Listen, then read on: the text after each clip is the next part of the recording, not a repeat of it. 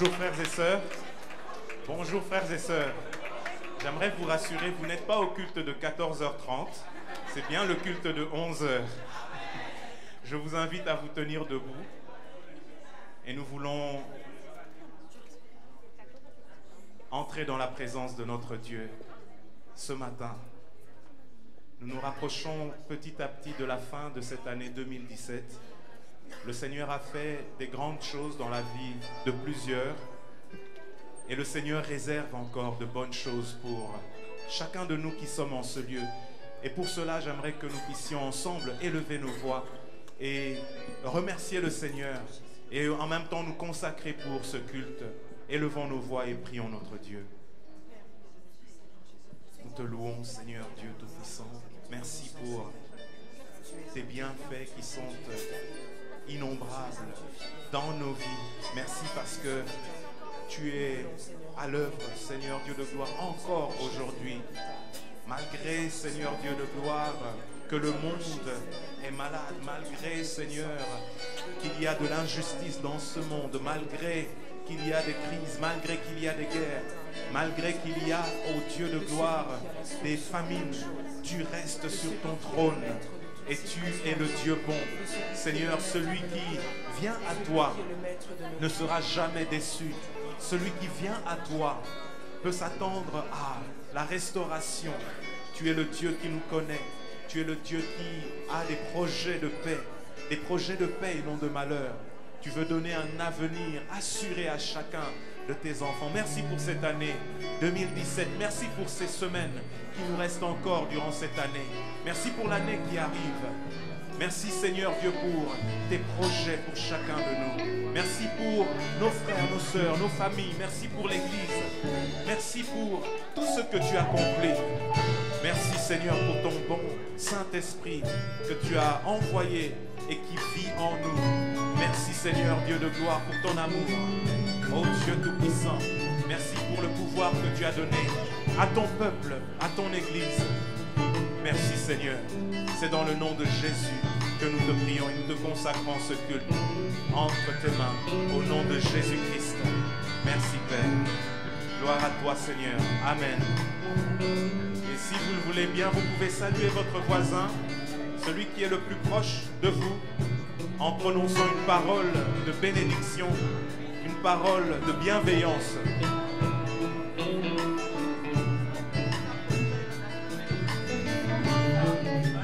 Comment expliquer, comment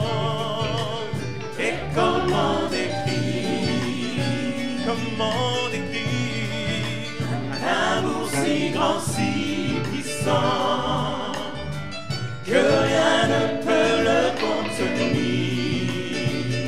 Seigneur, Seigneur, tu sais mes espoirs. Seigneur, tu sais mes craintes. Et mes mots sont bien trop petits pour dire tout l'amour que j'ai pour toi. Alors, Seigneur, alors entends mon cœur, mon esprit qui te loue. Dans les chants d'amour d'un enfant racheté, et je prendrai mes faibles mots, je prendrai mes faibles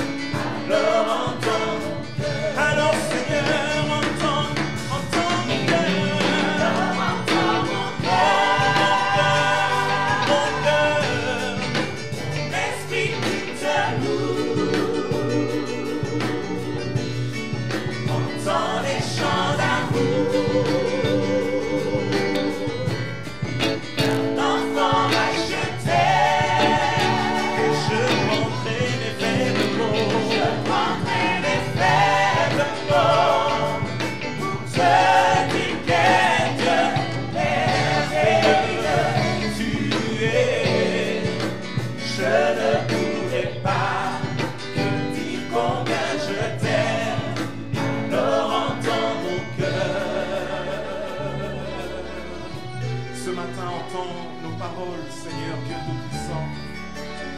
Entends les paroles qui viennent de nos cœurs. Entends le battement de nos cœurs, Seigneur. Et pour chacun de ces battements, Seigneur, c'est une reconnaissance que nous exprimons au Dieu Tout-Puissant. Seigneur, devant toi, nous venons ce matin. Tu es le refuge, tu es le repos véritable. Tu es le prince de la paix, tu es celui qui agit au-delà de ce que nous te demandons et de ce que nous pensons, au-delà de ce que nous imaginons. Seigneur Dieu de gloire, nous nous abandonnons à toi ce matin, comme tous les jours, Seigneur Dieu.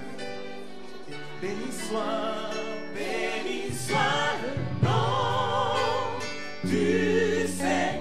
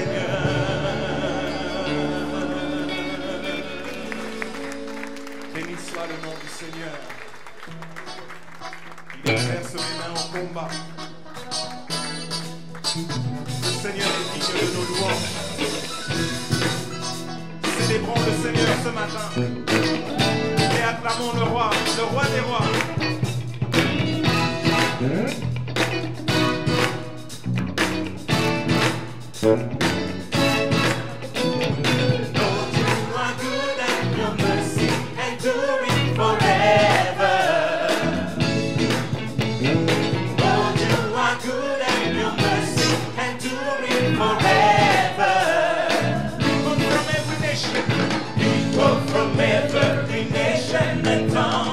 from generation to generation. We worship you. Hallelujah, hallelujah. We worship you for who you are. Yes, Lord, we worship you, Lord. We worship you. Hallelujah, hallelujah, hallelujah. We worship you.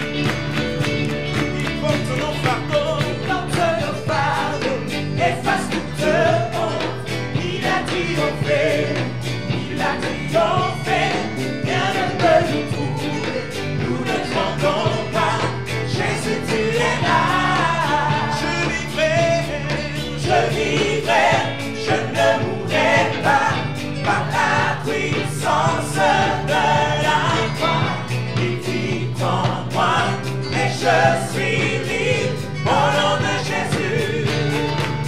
Je vivrai, je ne mourrai pas, je le déclare avec toi. Christ est venu, je suis guéri au nom de Jésus.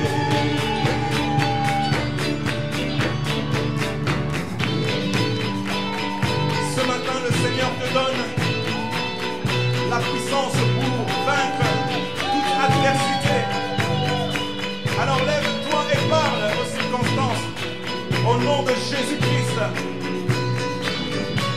Proclame ta libération.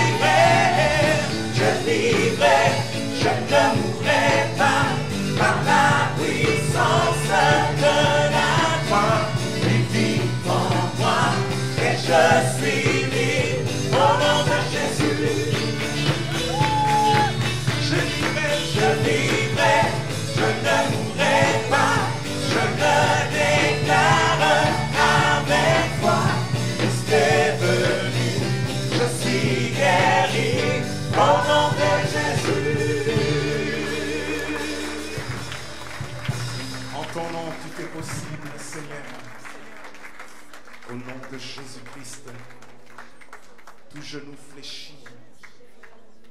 Ce matin, Seigneur Dieu de gloire, c'est une bonne occasion pour nous de nous présenter devant toi, devant ton trône, tels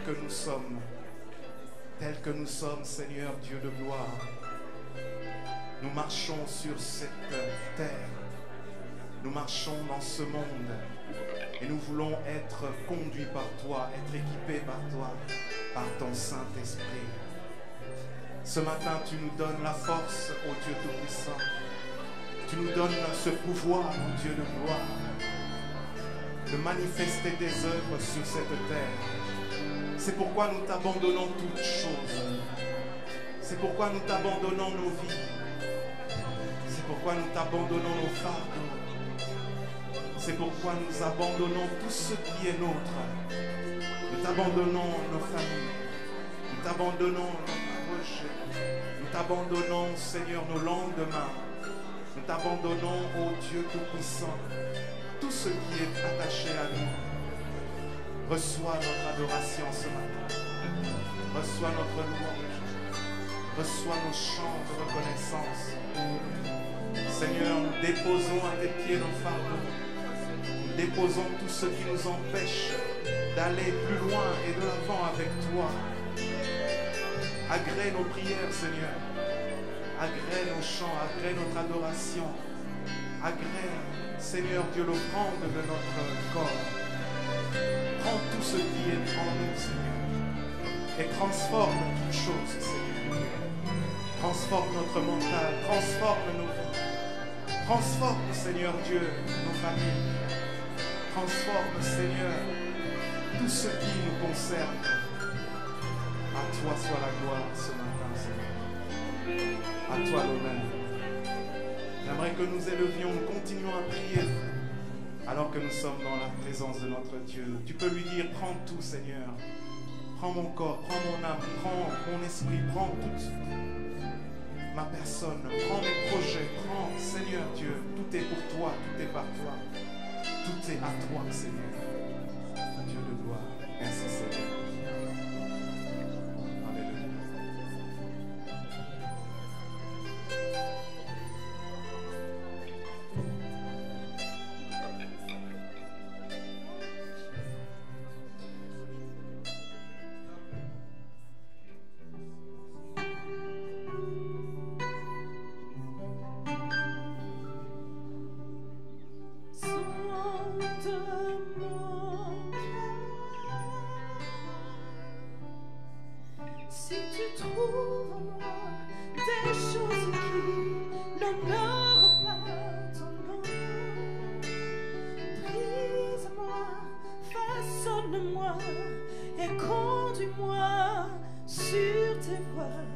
Seigneur.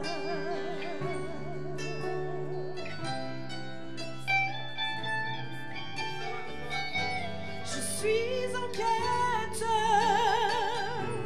cherchant d'où me viendra le secours. Où irai-je si ce n'est vers toi, Seigneur?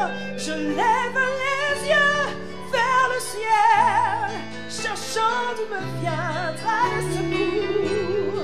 Où irai-je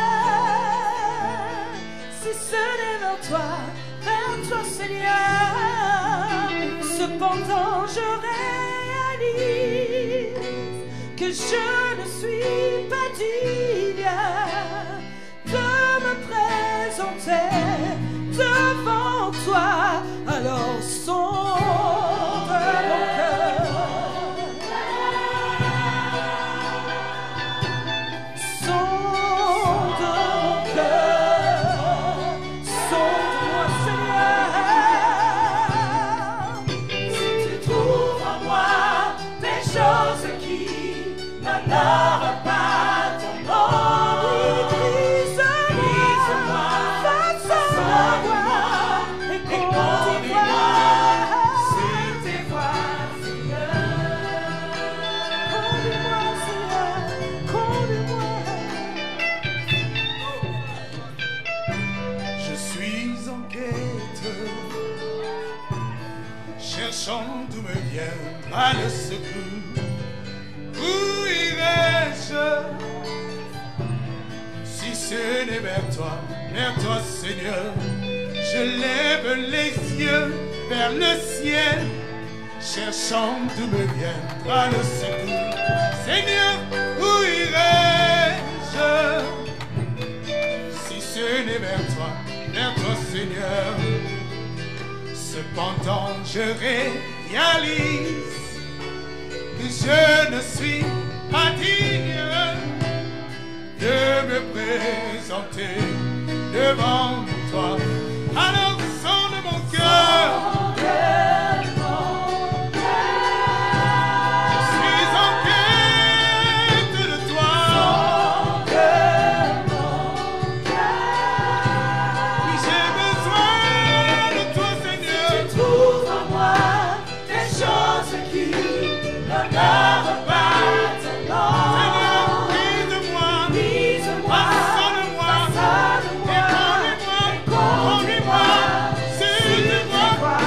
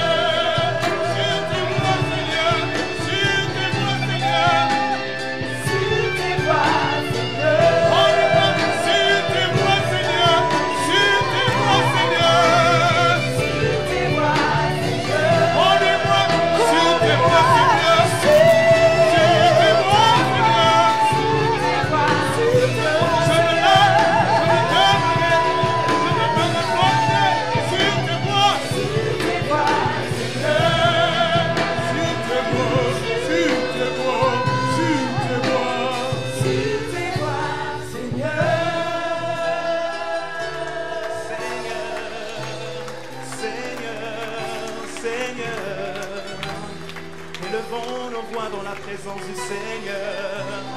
Élevons nos voix. Adorons le nom du Seigneur. Adorons le nom de Jésus. Sonde mon cœur, sonde mon cœur, sonde mon cœur, sonde mon cœur. Abandonne-toi au Seigneur et dis-lui tous tes besoins. Gloire à toi, Seigneur. Gloire à toi, Seigneur. Gloire à toi. À toi la gloire, Seigneur.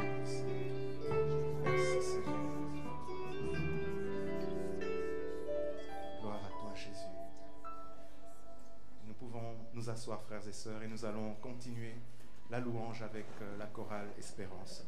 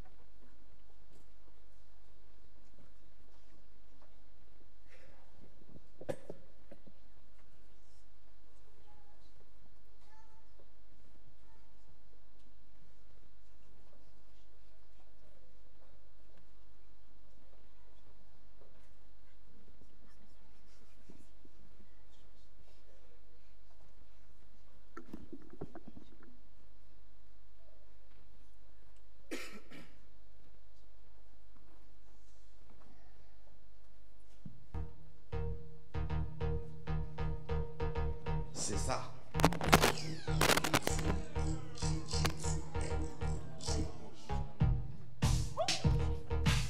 On est dans la maison du Seigneur, mais on peut aussi danser dans la maison du Seigneur. Comme un homme qui a bâti sa maison. Qui a bâti sa maison sur une solide fondation. La pluie est tombée, le vent a soufflé, Mais la maison a tenu la bon. maison a tenu bon. La parole de Dieu offre une telle protection dans toutes les situations. dans toutes les situations. Quand je chancelle, c'est toujours en air que je trouve une solution. une solution. C'est pour Je m'appuie. Je m'appuie sur le rocher. Jésus est le rocher. Oh!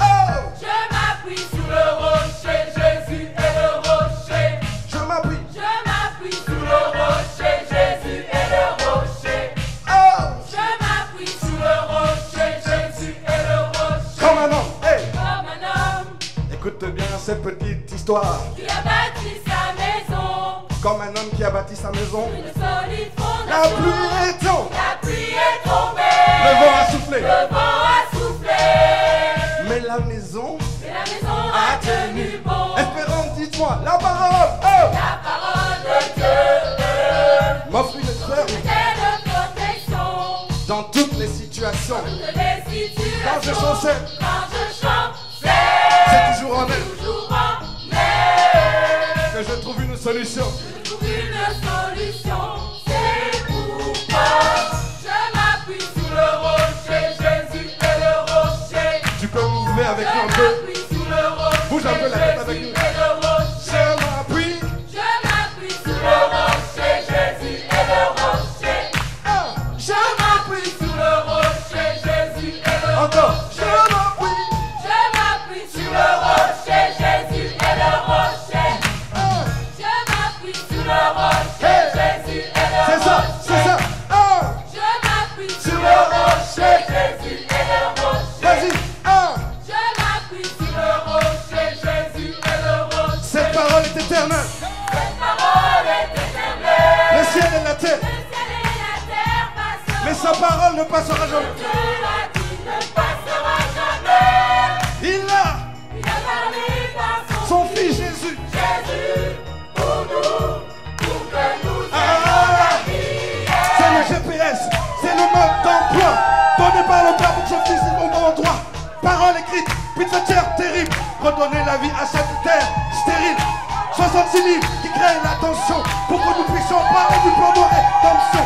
Ne ferme pas l'oreille même si tu connais la chanson. Appuie-toi sur lui, il est plus fort que toi, Johnson.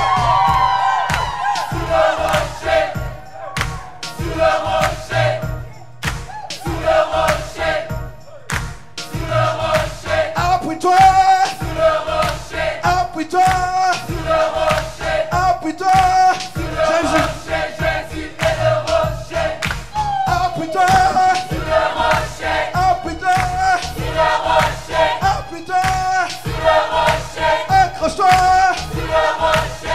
accroché. Poubelle, accroché. Accroché. Jésus, Jésus est le rocher. je m'appuie. Je m'appuie. Je m'appuie. Je m'appuie, Serge. Je m'appuie. Je m'appuie. Je m'appuie. On va juste bouger, bouger, bouger, bouger, bouger, bouger, sans problème. Je m'appuie sur le rocher, Jésus est le rocher. Oh, je m'appuie sur le rocher, Jésus est le rocher. Oh, je m'appuie sur le rocher, Jésus est le rocher. Oh, je m'appuie sur le Jésus. rocher, Jésus est le rocher. Alléluia.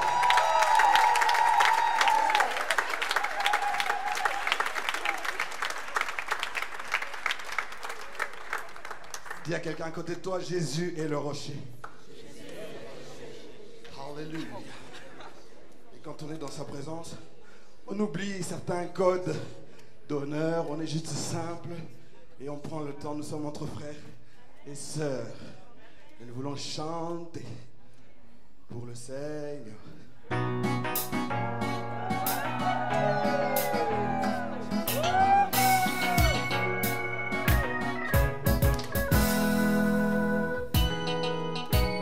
Je me tiens devant ton trône avec une ferme assurance et je veux chanter un chant nouveau, un chant d'adoration, et c'est la déclaration de tout l'amour que je porte pour toi. Quand je compte tes bienfaits, mon cœur déborde de joie et je veux chanter un chant nouveau. Bouge un peu maman, un chant d'adoration, et c'est la déclaration de tout l'amour que je porte pour toi. Je chante pour, chante avec nous s'il te plaît papa. Je chante pour toi, oh, pour tout ce que tu fais, pour tout ce que tu es, pour tout ce que tu fais, pour tout ce que tu es, pour moi. Est-ce que c'est vraiment pour moi? Hey! Pour moi. Ensemble. Je chante pour toi. Les. Je chante pour toi. Tout ce que tu fais, et tout ce que tu es, tout ce que tu fais, tout ce que tu es, pour moi, pour moi, oh, da da da da da. Ha, ensemble, je me tiens devant ton trône avec une ferme assurance et je veux chanter un chant nouveau. Maman, tu peux chanter un chant nouveau. Un chant d'adoration.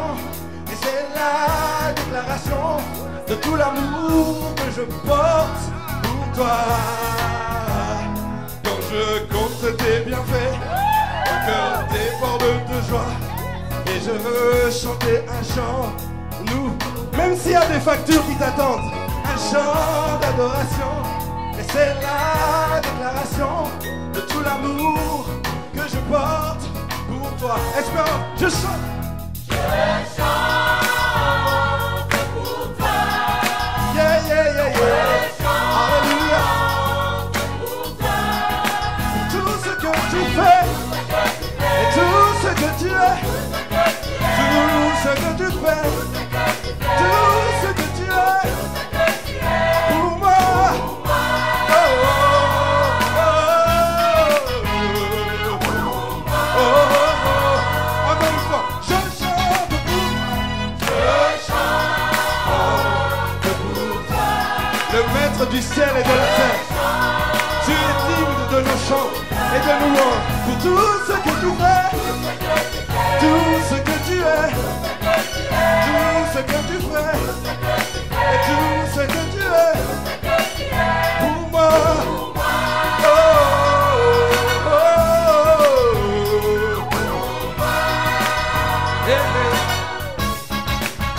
Nous allons le dire autrement.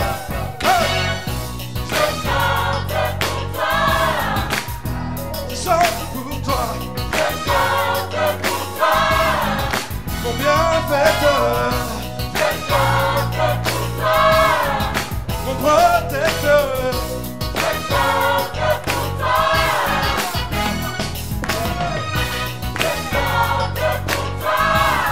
Mon protecteur. Tu es mon bienfaiteur. C'est lui qui me guérit et qui peut guérir mon cœur. Je chante pour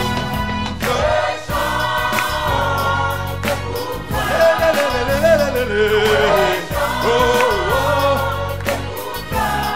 Pour tout ce que tu fais, tout ce que tu es, tout ce que tu fais, tout ce que tu es, pour moi, oh, oh, oh. Pour moi, une dernière fois, levons nos mains, chantons. Je chante pour toi. Je chante pour toi. Pour tout ce que tu fais, et tout ce que tu es, et tout ce que tu fais, et tout ce que tu es. Pour moi, pour moi, pour toi et pour moi.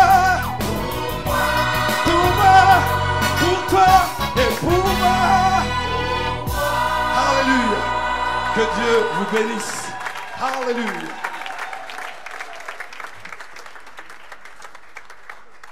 Je chante pour toi, je chante pour tout ce que tu es, je chante pour tout ce que tu fais. Et je vous invite tous ensemble à vous tenir debout. Nous allons préparer nos cœurs à l'écoute de celui qui est le maître du ciel et de la terre, le maître des choses visibles et invisibles. Gloire à toi, Seigneur Dieu Tout-Puissant. Gloire à toi, Jésus, notre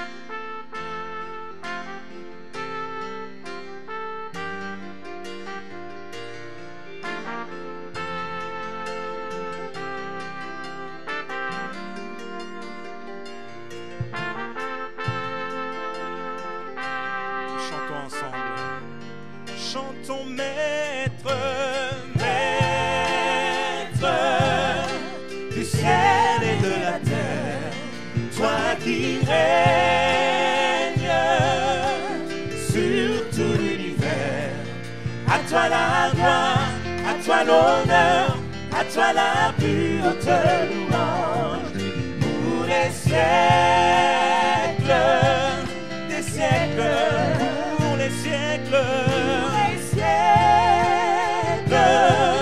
Des siècles, chantons maître, maître du ciel et de la terre, toi qui règnes sur tout l'univers. À toi la gloire, à toi l'honneur, à toi la plus haute louange, pour les siècles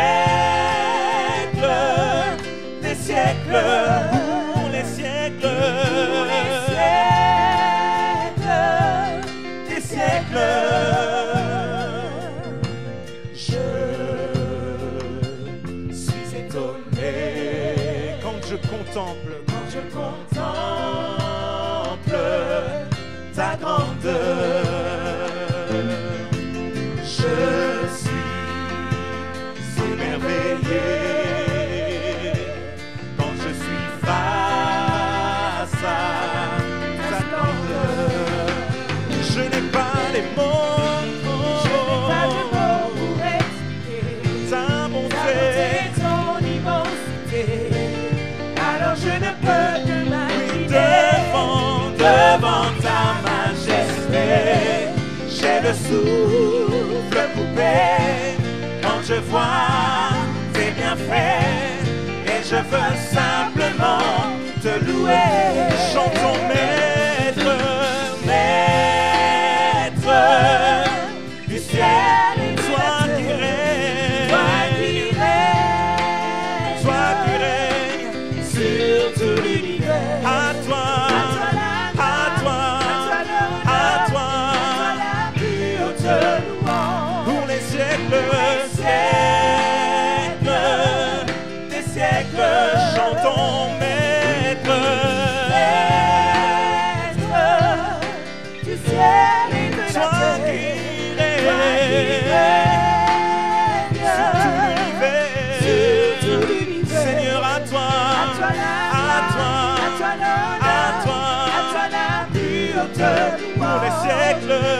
des siècles, des siècles, pour des siècles, des siècles, des siècles, pour des siècles, des siècles.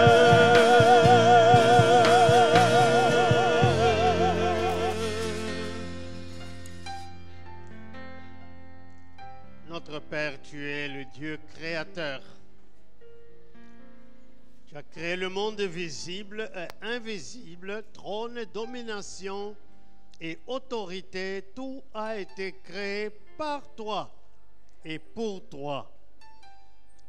Et nous te bénissons parce que par ton Fils Jésus-Christ, que tu as envoyé dans ce monde pour te révéler, nous avons reçu le pouvoir, nous avons reçu l'autorité, nous avons reçu la domination sur toutes ces puissances.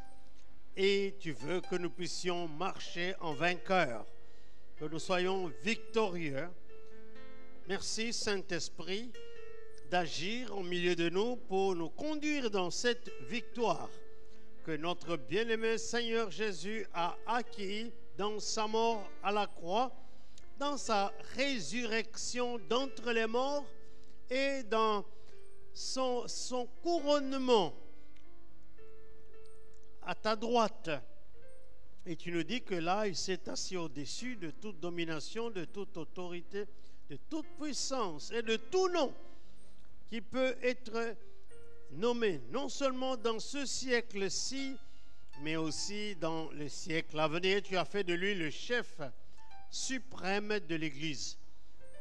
Te bénissons, Seigneur, parce que nous sommes sous la couverture de ce Seigneur des Seigneurs, de ce Roi des Rois, de ce triomphateur de Golgotha. Nous voulons, Seigneur, dans cet enseignement, tu nous donnes l'assurance pour notre victoire dans tous les combats de notre vie. Nous prions ici au nom de Jésus. Amen. Si vous êtes assis, je vous prie de bien vouloir vous lever. Nous allons ensemble proclamer les paroles de notre confession de foi. Nous déclarons ensemble: je crois en Dieu, le Père Tout-Puissant, Créateur du ciel et de la terre. Je crois en Jésus-Christ, son Fils unique, notre Seigneur, qui a été conçu du Saint-Esprit et qui est né de la Vierge Marie. Il a souffert sous Ponce Pilate. Il a été crucifié. Il est mort. Il a été enseveli. Il est descendu au séjour des morts. Le troisième jour, il est ressuscité des morts. Il est monté au ciel. Il s'est assis à la droite de Dieu, le Père Tout-Puissant, et il viendra de là pour juger les vivants et les morts. Je crois au Saint-Esprit, je crois à la Sainte Église universelle, à la communion des saints, à la rémission des péchés, à la résurrection du corps et à la vie éternelle. Amen. Nous proclamons ensemble la loi de Dieu selon le livre d'Exode, chapitre 20, versets 1 à 17. Nous déclarons ensemble: alors Dieu prononça toutes ces paroles en disant: je suis l'Éternel ton Dieu, qui t'ai fait sortir du pays d'Égypte, de la maison de servitude. Tu n'auras point d'autre Dieu devant ma face. Tu ne te feras point d'image taillée, ni de représentation quelconque des choses qui sont en haut dans les cieux, qui sont en bas sur la terre, et qui sont dans les eaux plus bas que la terre.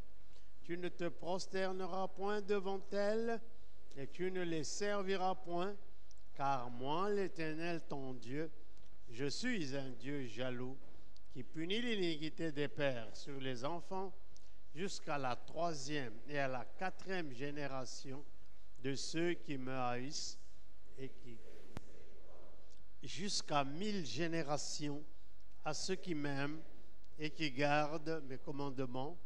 Tu ne prendras point le nom de l'Éternel ton Dieu en vain, car l'Éternel ne laissera point impuni celui qui prendra son nom en vain. Souviens-toi du jour du repos pour le sanctifier.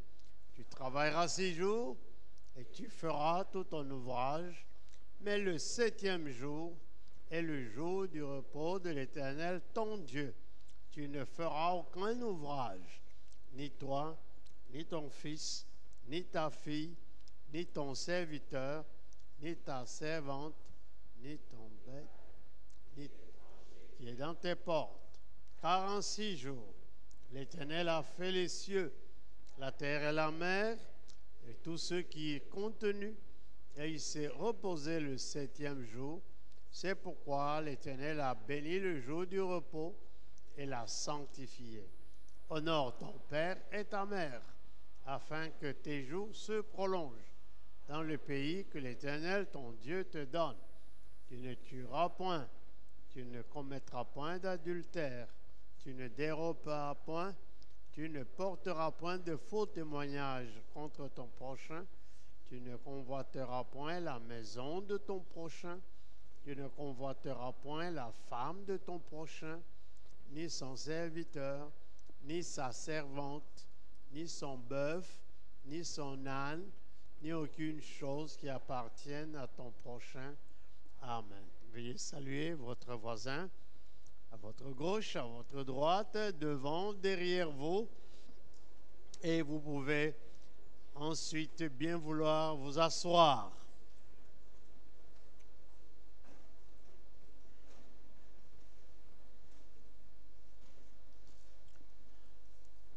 Bonjour à tous. Nous apprécions votre présence dans ce service et nous bénissons le Seigneur qui vous permet d'être présent ce dimanche. Nous continuons à étudier le texte dans l'Épître aux Éphésiens. Alors, nous avons suffisamment vu le chapitre 4 et le chapitre 5 de l'Épître de Saint Paul aux Éphésiens. Aujourd'hui, je vous invite à lire le chapitre 6. Éphésiens, chapitre 6. Nous lirons le verset 10 au verset 20. Et comme vous le constaterez, les choses deviennent de plus en plus robustes. Éphésiens 6, 10 à 20. Nous lisons ensemble à haute voix. Puis-je vous demander de bien vouloir vous lever pour la lecture de la parole de Dieu. La parole de Dieu, c'est une parole puissante qui peut donner la force à celui qui est fatigué dans le corps, renouveler la santé de celui qui est malade.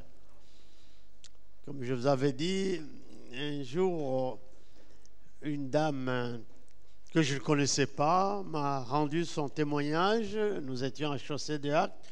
Elle est venue au culte. Elle était malade, gravement, mais Dieu lui avait dit, va là-bas, tu vas être guéri. Et puis, pendant la prédication, elle a senti la force entrer dans son corps. Et elle est sortie guérie au moment de la prédication, parce que la parole de Dieu est puissante et efficace. Nous lisons ensemble. Au reste, fortifiez-vous dans le Seigneur et par sa force toute puissante. Revêtez-vous de toutes les armes de Dieu afin de pouvoir tenir ferme contre les ruses du diable. Car nous n'avons pas à lutter contre la chair et le sang, mais contre les dominations, contre les autorités, contre les princes de ce monde de ténèbres, contre les esprits méchants dans les lieux célestes. C'est pourquoi prenez toutes les armes de Dieu afin de pouvoir résister dans le mauvais jour et tenir ferme après avoir tout surmonté. Tenez donc ferme, ayez à vos reins la vérité pour ceinture. Revêtez la cuirasse de la justice. Mettez pour chaussure à vos pieds le zèle que donne l'évangile de paix. Prenez par-dessus tout cela le bouclier de la foi avec lequel vous pourrez éteindre tous les traits enflammés du malin. Prenez aussi le casque du salut et l'épée de l'Esprit qui est la parole de Dieu. Faites en tout temps par l'Esprit toutes sortes de prières et de supplications. Veillez à cela avec une entière persévérance et priez pour tous les saints. Priez pour moi, afin qu'il me soit donné, quand j'ouvre la bouche, de faire connaître hardiment et librement le mystère de l'Évangile pour lequel je suis ambassadeur dans les chaînes et que j'en parle avec assurance comme je dois en parler. Amen. Veuillez vous asseoir.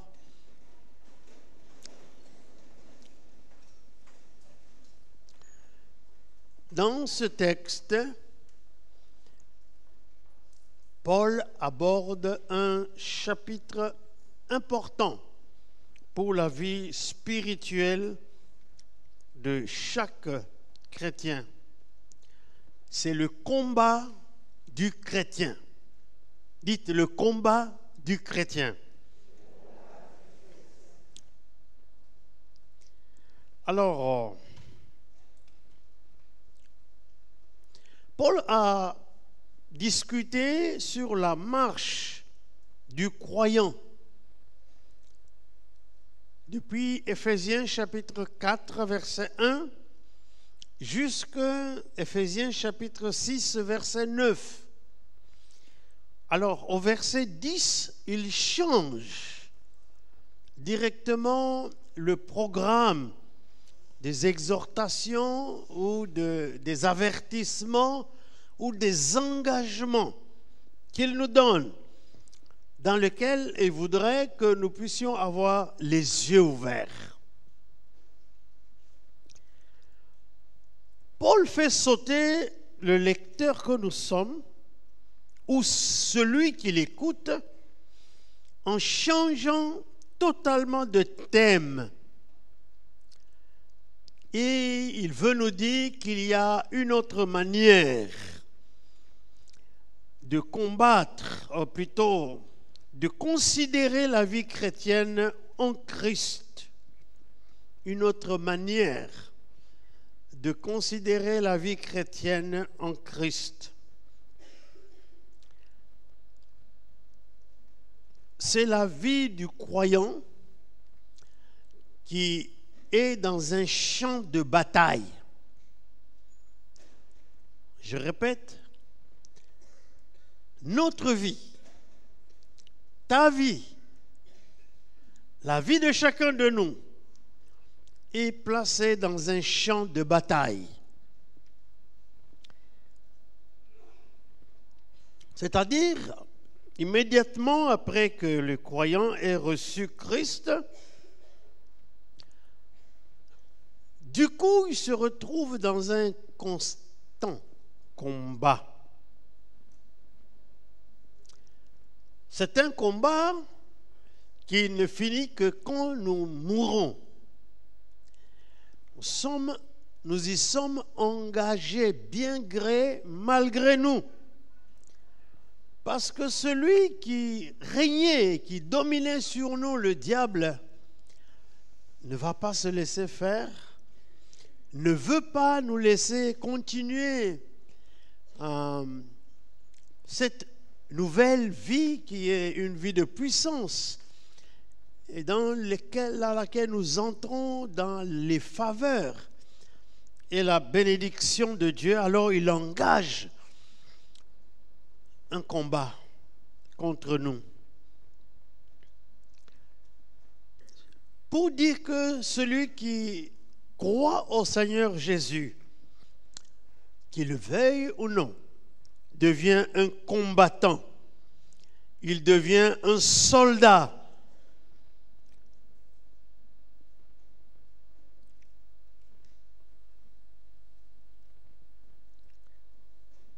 il est en conflit. Et c'est ça, malheureusement, que beaucoup de chrétiens nous ignorons. Nous ignorons que notre appel n'est pas pour une vie de jouissance et d'aise, mais une vie d'un dur conflit.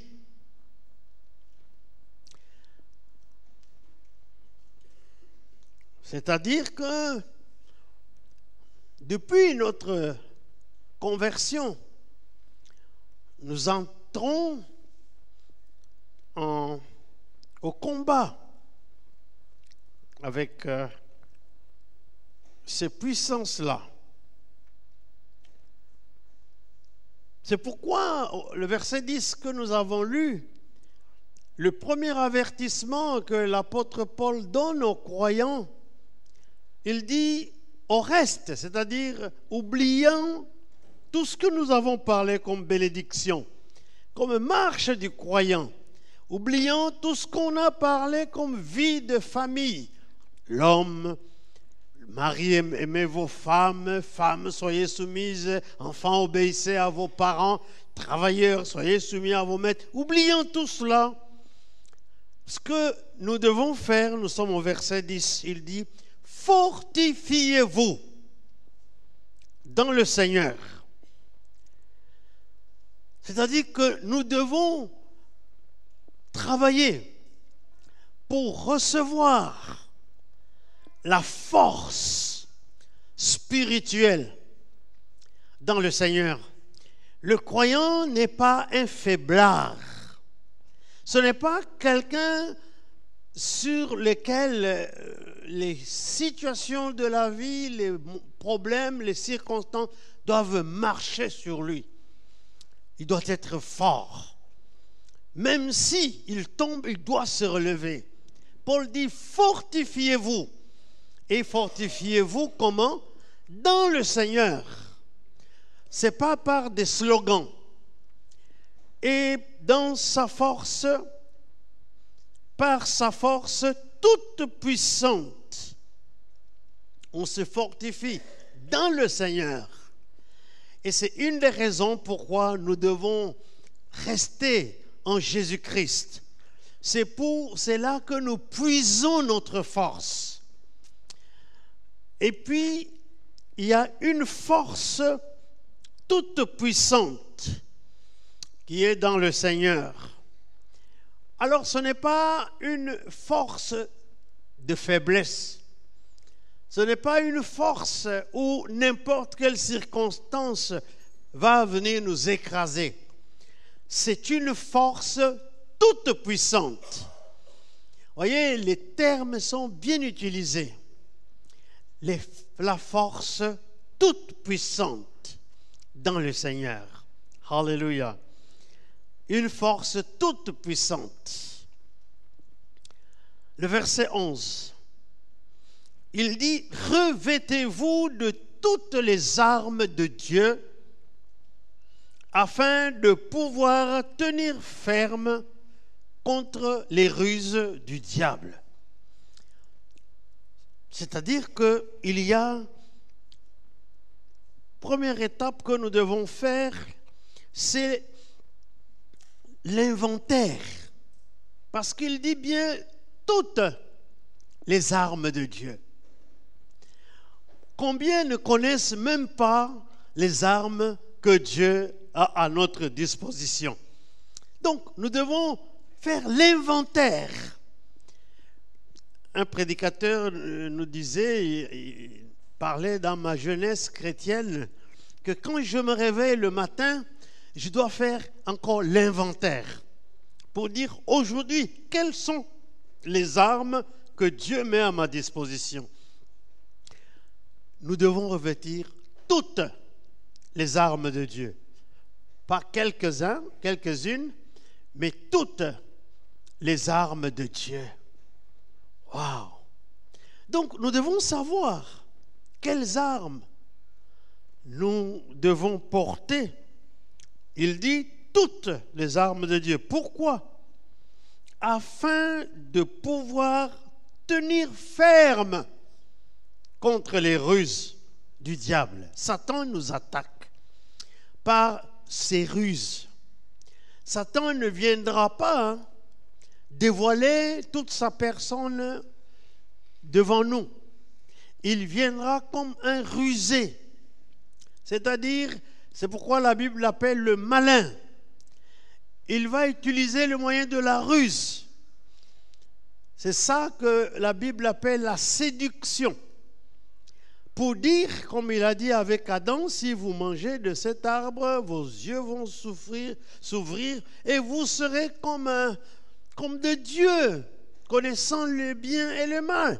Voyez, les ruses, la séduction, c'est le mensonge, c'est la tromperie.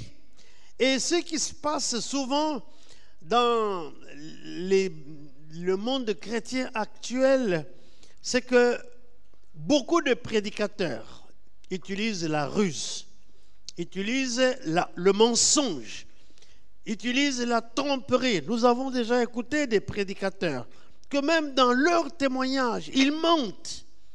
Pourquoi? Mais parce qu'ils sont là pour séduire les gens. Et nous devons faire très attention.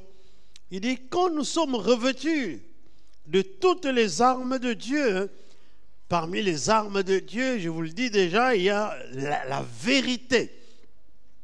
Qu'est-ce que la parole de Dieu dit?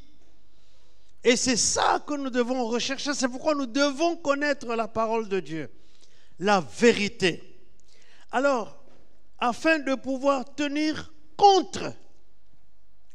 ferme contre les ruses du diable, c'est-à-dire d'une part, on nous présente le mensonge du diable et nous contrecarrons ce mensonge avec la vérité de Dieu, avec ce que dit la parole de Dieu. On doit toujours poser la question, que dit la parole de Dieu dans cette affaire? Tu vas quelque part, peut-être voir un médecin, et il te dit que tu vas mourir, ta maladie va t'amener à la mort. Eh bien, physiquement, c'est constaté. Mais qu'est-ce que la parole de Dieu te dit? Que c'est le temps pour toi de mourir? Non, ce n'est pas pour toi le temps de mourir. Vous savez, quand je suis passé par le burn-out, j'étais épuisé, je dormais le soir jusque le lendemain, à midi, 14 heures, j'étais épuisé. Alors, il y en a qui avaient peur, à partir des États-Unis où j'avais connu cela, que je vais mourir. Et moi, je leur disais toujours, non, je ne meurs pas. Je suis là, je suis vivant. Je ne sens pas que la Bible dit que c'est le temps pour moi de mourir. Je sens la paix de Dieu dans mon cœur. Je ne mourrai pas. Jusqu'à ce que l'Église ici a prié pour moi. Il y a des frères et des sœurs qui ont porté les armes, combattre pour moi, comme dit Paul, priez pour moi, afin qu'il me soit donné. Et les gens ont commencé à parler ici à l'Église de façon puissante contre le diable. Et puis un jour, je me suis levé et nous continuons à vivre. Ce n'était pas la mort. Parce qu'il y a les ruses du diable. Nous devons tenir ferme contre les ruses du diable. Vous commencez une affaire, le diable te dit tu vas échouer. Est-ce que la Bible nous dit que tu es appelé à échouer? Non, Dieu a dit à Moïse de dire à Josué, Josué 1, 12, que ce livre de la loi ne s'éloigne point de ta bouche. Médite-le jour et nuit, pour agir fidèlement selon tout ce qui est écrit.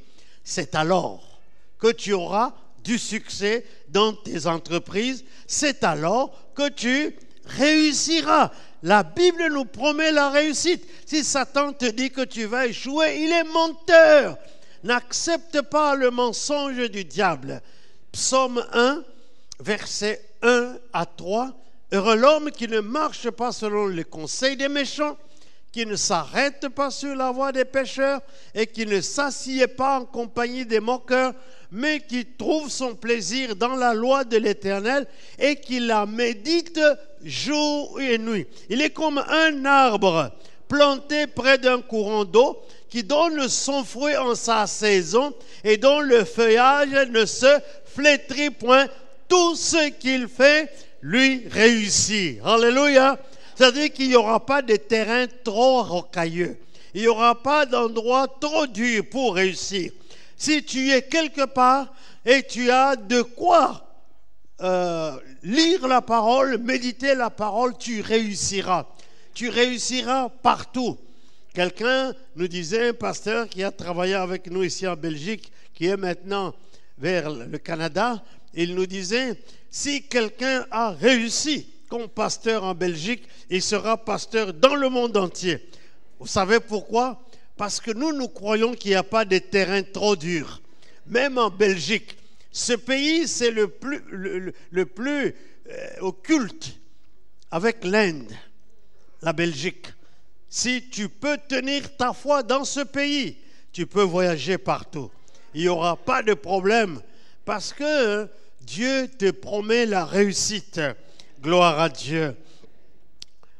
Revêtez-vous de toutes les armes de Dieu afin de pouvoir tenir ferme. Nous ne devons pas être des chrétiens yo-yo. Aujourd'hui, on est là, demain, on est en bas. Non, non, non, on tient ferme. Quel que soit ce qui arrive. Pourquoi? Parce que ce qui arrive, ce sont des ruses du diable. Dites les ruses du diable. Alors, le verset 12, il dit, car nous n'avons pas à lutter contre la chair et le sang, mais contre les dominations, contre les autorités, contre les princes de ce monde des ténèbres, et contre les esprits méchants dans les lieux célestes. Alors, je voudrais vous inviter à lire Colossiens 1. C'est en 1983, Colossiens 2 plutôt, que j'ai découvert ce programme du combat. Colossiens 2, verset 1. Quand je lisais ce texte en 83, à cette époque, j'étais au chômage, je lisais toute la Bible, je suis comme réveillé que l'apôtre Paul a compris que la vie d'un enfant de Dieu est un combat, que le ministère d'un enfant de Dieu est engagé dans un combat de l'esprit. Alors, je me suis dit, mais ce n'est pas possible. Je suis converti depuis plus de 10 ans et je ne savais pas cette réalité. Le Seigneur voulait me montrer que même le chômage dans lequel je suis impliqué, ce n'est pas pour rien. Satan cherche un chrétien solide pour m'abattre et alors pour me décourager. Voici ce que Paul dit au chapitre 2 de Colossiens, versets 1 et les suivants.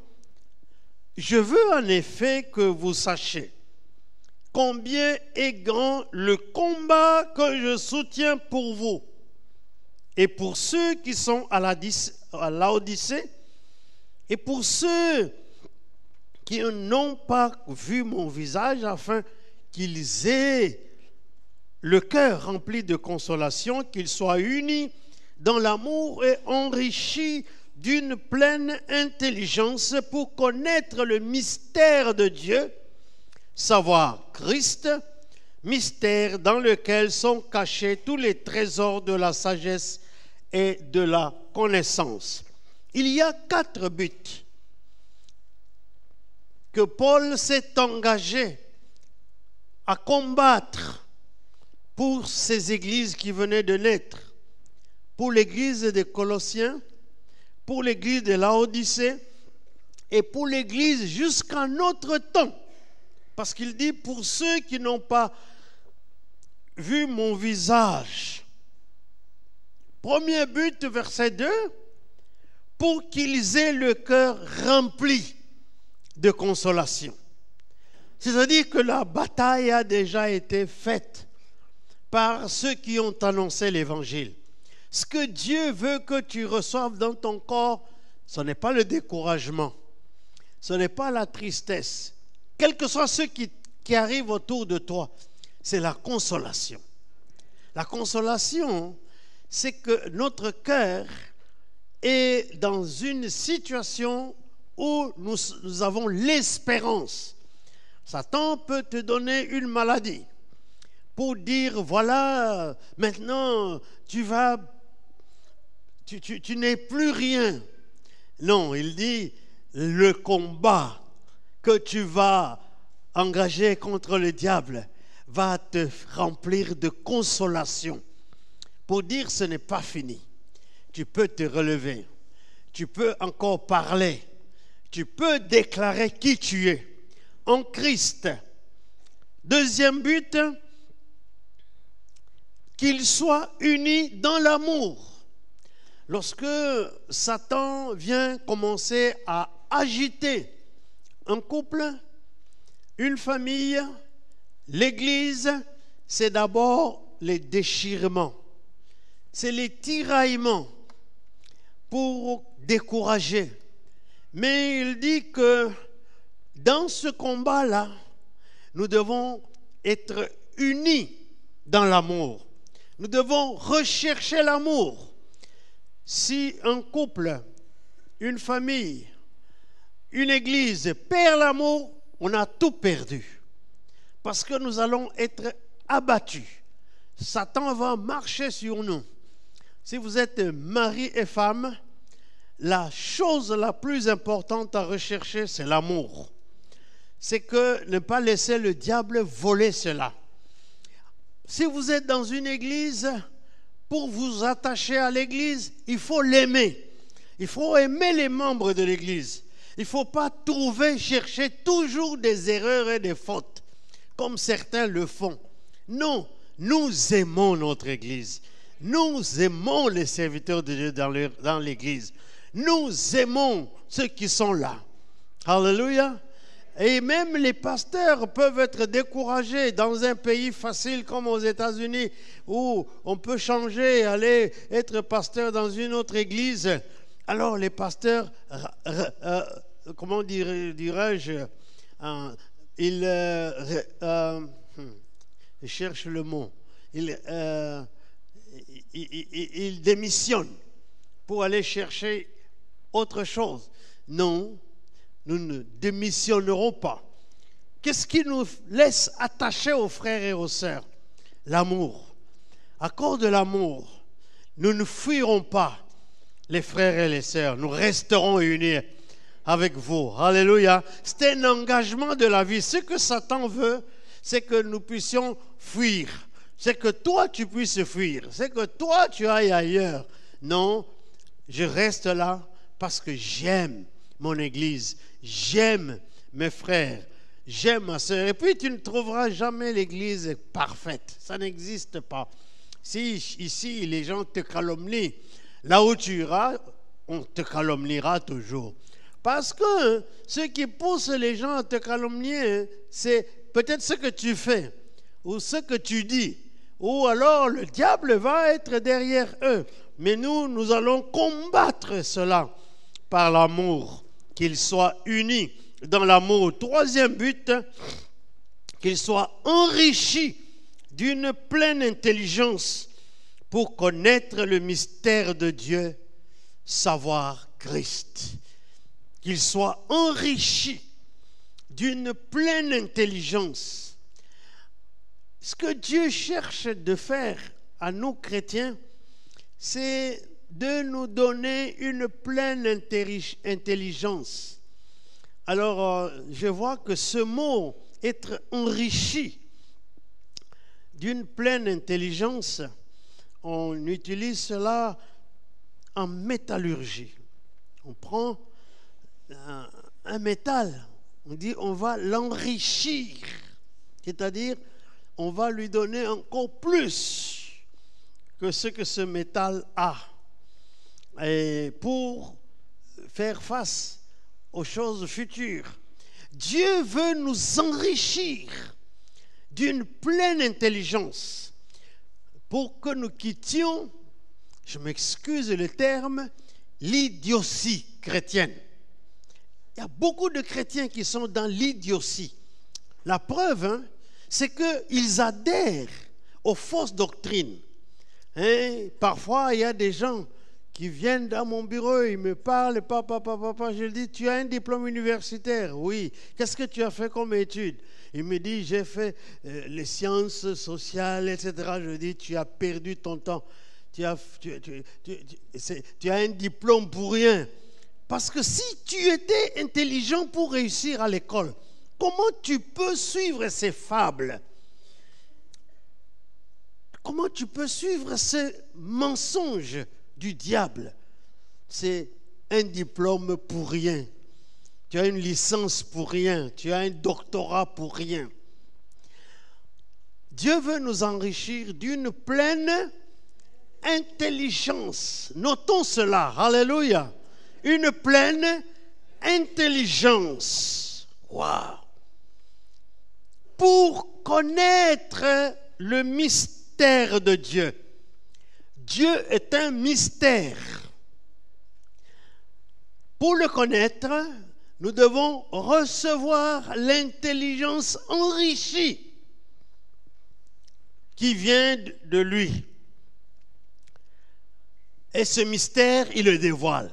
Savoir Christ. Wow. Christ, c'est donc ce mystère de Dieu. C'est ce mystère, Christ. Si tu connais Jésus-Christ dans ta vie, alors tu as connu le mystère de Dieu. C'est la chose que beaucoup ne connaissent pas. Va dans ton village, tu vas te rendre compte que beaucoup ne connaissent pas le mystère de Dieu. Et Paul continue, mystère dans lequel sont cachés tous les trésors de sagesse et de connaissance. Wow! Quel mystère! Il y a dans Christ, dans ce mystère, tous les trésors. C'est-à-dire que ce n'est pas ce que nous recevons dans notre formation universitaire. Non. Tu peux avoir un diplôme universitaire et être bourrique.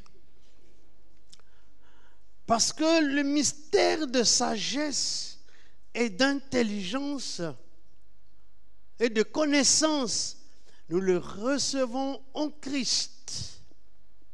En Christ. Sont cachés, analysons bien ce mot, tous les trésors.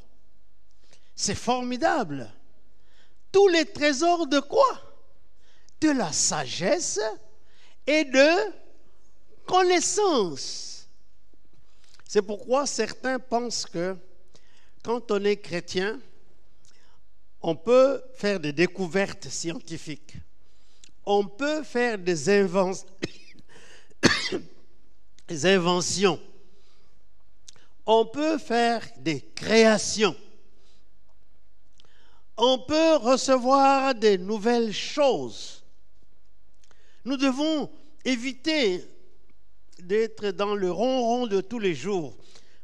En 1974, je suis arrivé à Kinshasa, dans la paroisse universitaire. L'aumônier qui était là, et le jeudi soir, on avait notre réunion de prière, c'était un Suisse. Et dans la prière, sa femme disait, Seigneur, ouvre notre intelligence pour que nous puissions avoir des nouveaux chants. Nous sommes fatigués de ces chants depuis la Réforme. Mais nous avons la plénitude de connaissances bibliques, que tu nous donnes de nouveaux chants. Alors je suis heureux qu'à la Nouvelle Jérusalem, nous avons des gens qui composent de nouveaux chants. Parce que nous avons un trésor de sagesse et de connaissance. Mystère dans lequel sont cachés. Ça veut dire que si nous découvrons Jésus-Christ, les trésors qui sont cachés vont être aussi manifestés, de la sagesse et de la connaissance. 4 choses pour lesquelles Paul est dans ce combat. Première chose, avoir un cœur rempli de consolation. C'est-à-dire que nous ne voulons pas qu'il y ait parmi nous des gens avec un cœur blessé, avec un cœur triste, avec un cœur désespéré. Non, nous voulons que ceux qui sont avec nous, Paul voulait que ceux qui viennent fréquenter ces églises qu'il a créées à Colosse, à Laodicée, etc., puissent avoir un cœur rempli de consolation. Et je vous assure qu'un cœur rempli de consolation va t'éviter de beaucoup de choses. Va t'éviter beaucoup de choses.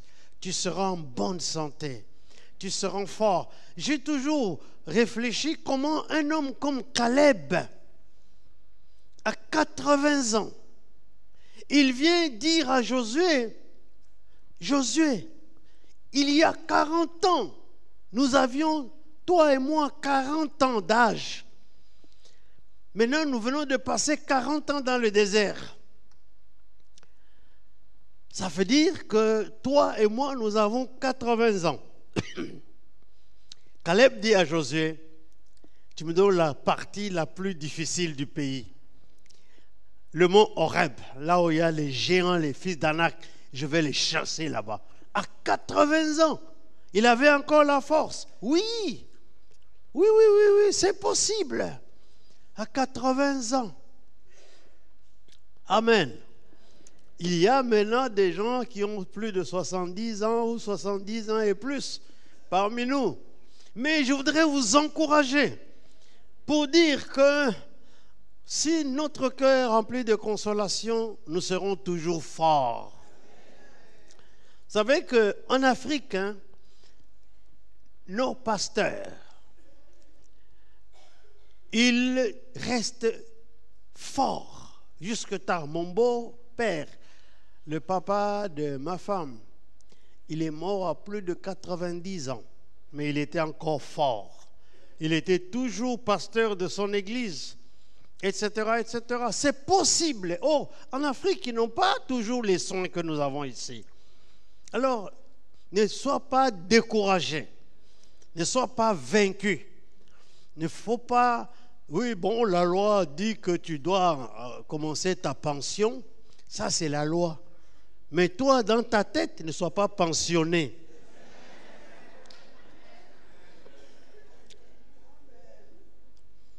Un cœur rempli de consolation.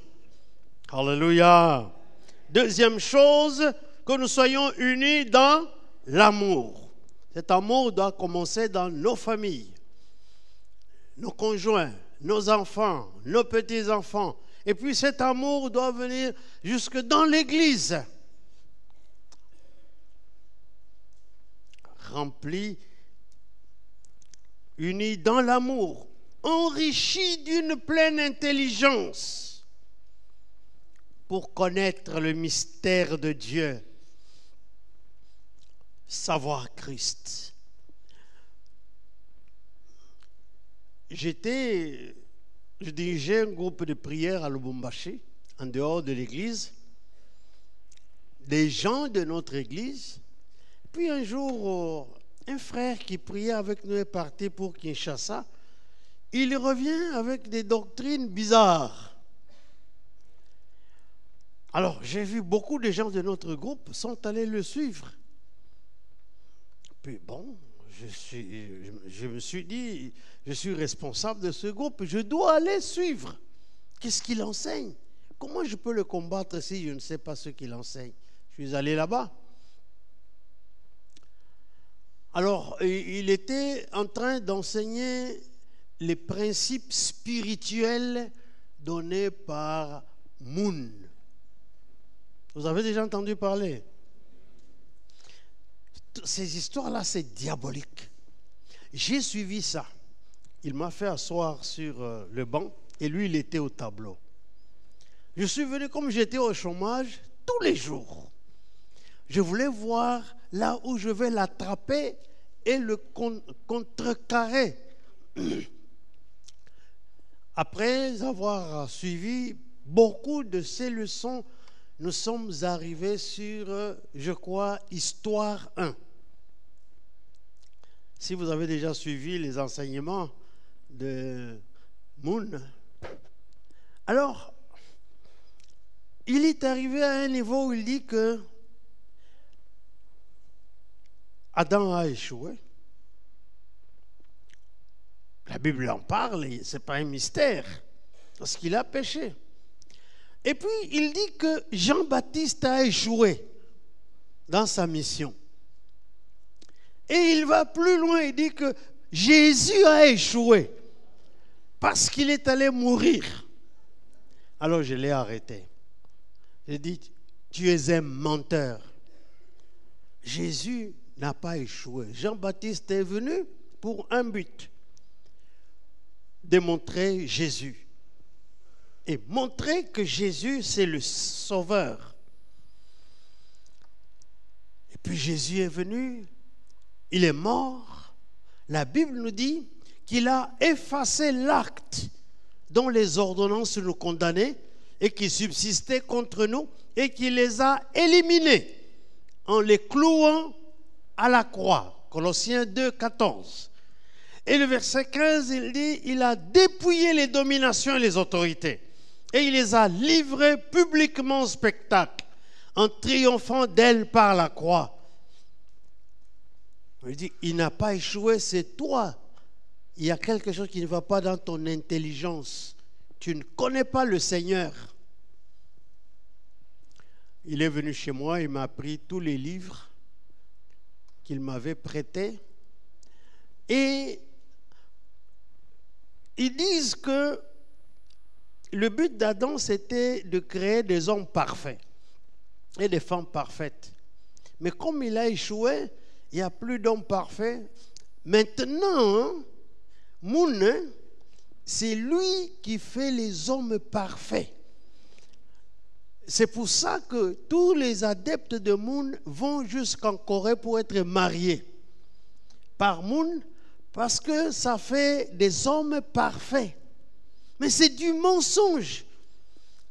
Il oublie que nous sommes purifiés par le sang de Jésus-Christ. Nous sommes lavés par le sang de Jésus-Christ. Et nous sommes rendus parfaits par le sang de Jésus-Christ. Vous voyez, ce texte, Paul dit, mystère de Christ, mystère de Dieu, savoir Christ. Mystère dans lequel sont cachés tous les trésors de la sagesse et de la connaissance. Ce n'est pas d'amour, mais en Christ. Jésus-Christ que tu suis t'amène à la perfection, t'amène à être enrichi d'une pleine intelligence. Jésus-Christ que tu as suivi, que tu suis maintenant, il t'amène à la vraie consolation et à l'amour. Nous n'avons pas besoin d'autre. Alors, il dit qu'il soit plein d'intelligence. Le problème, c'est que beaucoup de chrétiens n'ont pas cette intelligence. Ils peuvent prier en langue, ils peuvent trembler, ils peuvent avoir toutes sortes de visions et de révélations, mais avoir une intelligence renouvelée, enrichie. Je crois que c'est Paul qui dit dans Romains 12, versets 1 et 2, il dit, je vous exhorte donc, frères, d'offrir vos corps comme un sacrifice vivant à Dieu. ce qui sera d'un culte agréable. Mais il dit au verset 2, ne vous conformez pas au siècle présent, mais soyez transformés par le renouvellement de l'intelligence, afin que vous discerniez quelle est la volonté de Dieu, ce qui est bon, agréable et parfait. Donc Paul a combattu pour arriver à mener l'Église à cette pleine intelligence, à être enrichi d'une pleine intelligence, pour que l'Église connaisse quel est le mystère de Dieu, à savoir Jésus-Christ. Si maintenant on vous dit que votre chance est bloquée par vos parents, que votre chance est bloquée par la sorcellerie de votre famille, est bloquée par ce que vos ancêtres ont fait, c'est faux. Christ détruit tout cela. Il fait sauter tout cela en éclats. Le problème, c'est que beaucoup de nous ne connaissent ni Christ, ni ce qu'il a fait. Alors, c'est pourquoi Paul entre dans le combat pour que ces gens parviennent à connaître Christ totalement. Et voici ce que Paul dit encore. 2 Corinthiens 10, 4 et 3 et les suivants. 2 Corinthiens 10, 3 et les suivants. Si nous marchons dans la chair, c'est-à-dire que si nous sommes, comme nous sommes là, des noirs, des blancs, des intellos, des riches, des pauvres, ça, tout ça c'est la chair. Mais Paul dit, mais nous ne combattons pas selon la chair. Amen. Nous ne combattons pas comme des nègres. Je m'excuse, il y en a qui n'aiment pas ça. Ben, c'est comme ça que les blancs nous appellent. Nous ne combattons pas parce qu'on est des blancs. Non, pas selon la chair. Nous ne combattons pas parce que nous avons des diplômes universitaires. Non. Il dit, nous ne combattons pas selon la chair. Verset 4. Car les armes avec lesquelles nous combattons ne sont pas charnelles, mais elles sont puissantes par la vertu de Dieu. Donc, la première chose de connaître quand nous entrons dans ce combat du chrétien, c'est que Dieu a mis à notre disposition des armes qui ne sont pas selon nos tribus, qui ne sont pas selon notre provenance. Je sais que je viens d'un pays qui n'est pas organisé. Je sais que je viens de l'Afrique qui est un continent sous-développé. Mais quand je me mets à combattre spirituellement, ce n'est pas cela. Et Paul dit, ces armes-là, elles sont puissantes par la vertu de Dieu. Pour faire quoi? Pour renverser les forteresses. Nous renversons les raisonnements et toute hauteur qui se lève contre la connaissance de Dieu, et nous amenons toute pensée captive à l'obéissance de Christ. J'aime beaucoup ce verset qui dit, nous renversons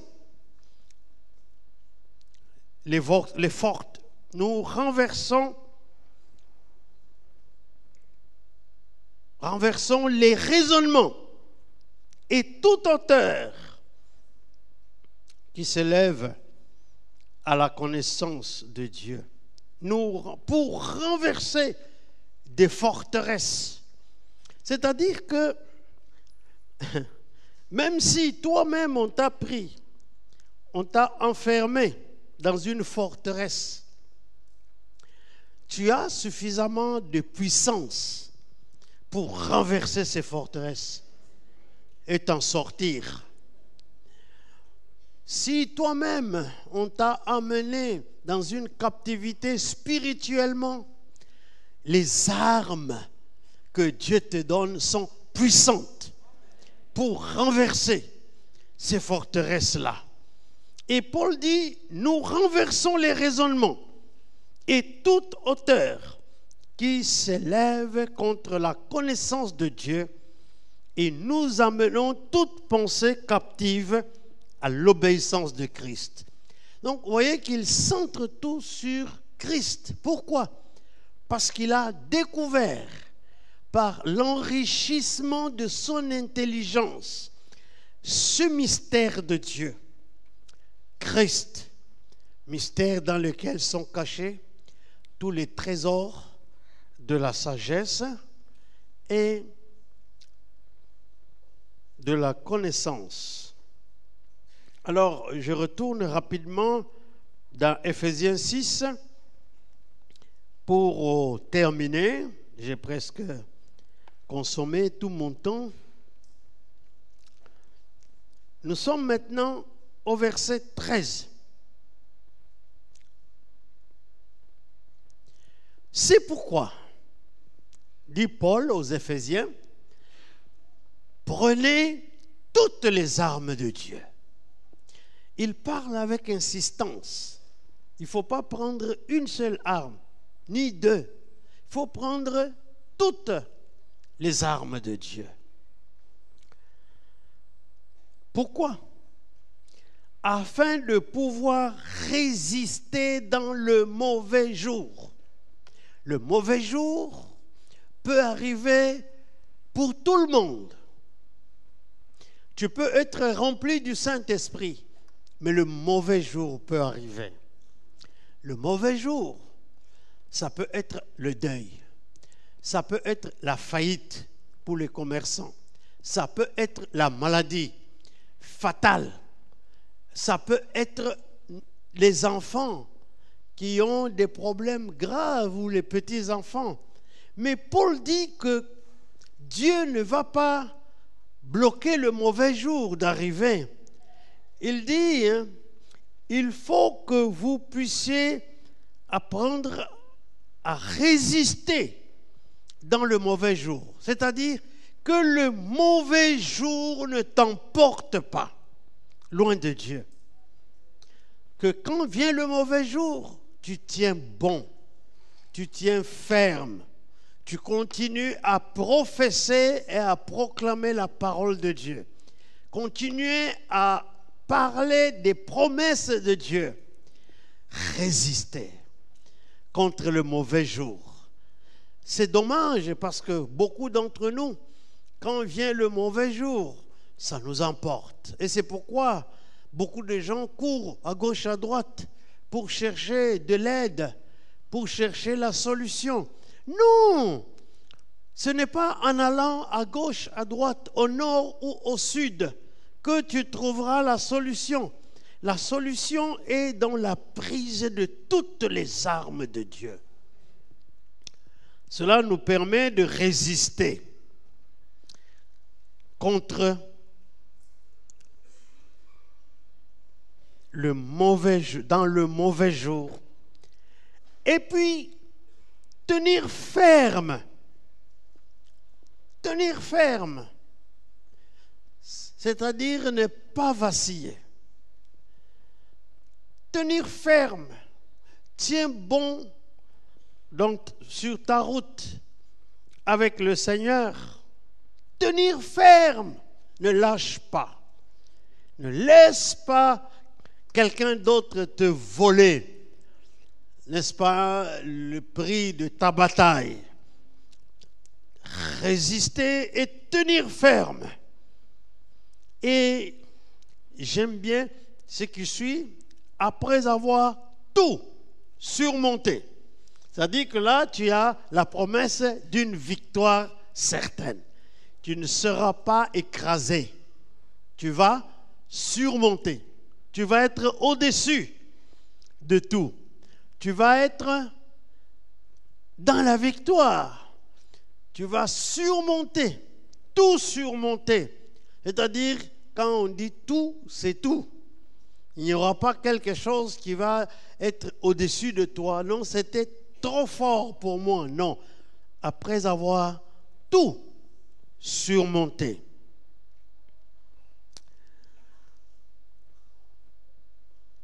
Que le Seigneur nous aide à bien connaître notre Dieu qui nous arme pour être toujours dans la victoire, pour être toujours victorieux, pour surmonter tout.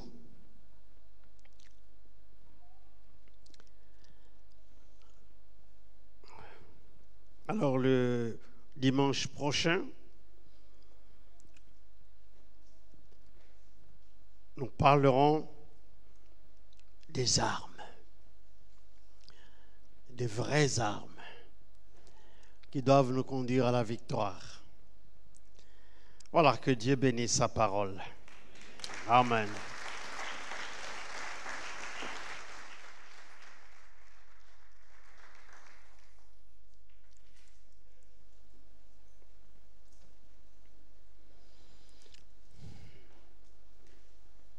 Je crois en ton sacrifice, ô Jésus, agneau de Dieu, est couvert par ta justice.